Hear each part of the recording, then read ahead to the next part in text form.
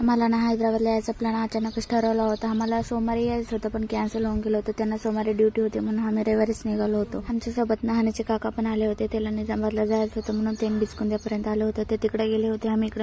पण आमचं किस्मत चांगलं होतं बरं का। बसमध्ये तर किती गर्दी राहते की म्हणून असं वाटलं होतं, पण गर्दी काय नव्हतं। बस पण खुला होता आणि पण एन्जॉय करत होते। तिला गर्दी असलं ना सारखं चिडचिड करत असते। मला कुकडे पण जाते एन्जॉय करायचेच असते, पण मला तर बसून लय बोर येवलेलं होतं, पण कधी जाते की म्हणून असं वाटलेलं होतं। पण संध्याकाळचे 8 वाजले होते तरी पण आम्ही रूमला गेलो नव्हतो। मध्येच ट्रॅफिक पण खूप जास्त जाम झाले होते, पण जायला काही येत नव्हतं आणि तर झोपी गेली होती। तरी ट्रॅफिक संपले। बापरे, इस्नापूरला आल्यानंतर मन शांत वाटलं होतं। इकडे हानी पण उठली होती। हानीचे पप्पा तिला गेले होते फोटो काढ म्हणले होते। मी काय फोटो काढलो नाही, त्याचे व्हिडिओज काढलं होतं, पण मला ना त्यांच्या दोघांसोबत एन्जॉय करायला आवडते म्हणून थोडीशी मजा मस्ती करत असते मी डेली त्यांच्यासोबत। पण रूमला तर आला होता, स्वयंपाक तर बनवायचा होता। मला तर जाम कंटाळा येवलेला होता, मला तर झोपावसाचं वाटलं होतं, पण हानीच्या पप्पाने सगळं कट करून दे मी करतो म्हणले होते। पण आज दिवस कुकडून उचलला होता की त्याच्या मनानं आज करतो म्हणले होते, नाहीतर कधी तर करा म्हणले की मला करायचं नाही तूच कर म्हणत होते। पण माझी हालत बघून करतो म्हणले होते, तेच माझ्यासाठी चांगलं झालं होतं। आता काय नाही केल्यानंतर आराम जेवायचं उरलं होतं। आज त्याला स्वयंपाक बनवत होता म्हणून मला सारखं चिडत होते, तुला काय नाही करायला म्हणत होते। पण रोज तर मी स्वयंपाक करते, माझ्या हातात जेवण करतात, पण त्याला आज करायचं होतं म्हणून थोडीशी ऍक्टिंग करत होते। जाऊ दे म्हणल्या पप्पाला, तर त्यांनी स्वयंपाक बनवत होते, तेच चांगलं वाटलं होतं माझ्यासाठी।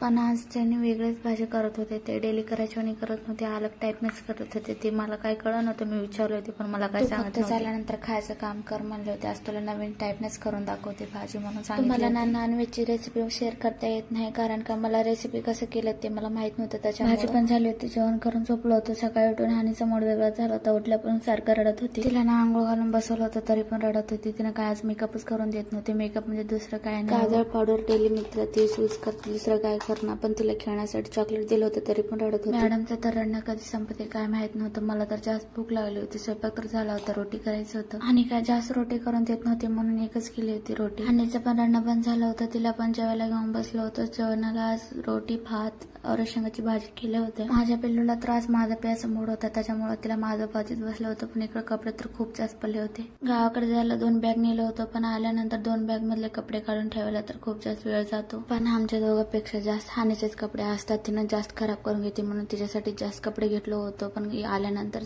तिचेच कपडे चांगले ठेवावे लागते। मला ना हानीच्या पप्पाच्या बॅग मध्ये पैसे सापडले होते, पण सापडून काय फायदा झाला नव्हता। ते अगोदर सांगून ठेवले होते माझ्या बॅग मध्ये पैसे आहेत म्हणून। तर चला मग बाय, नेक्स्ट व्हिडिओ मध्ये भेटूया।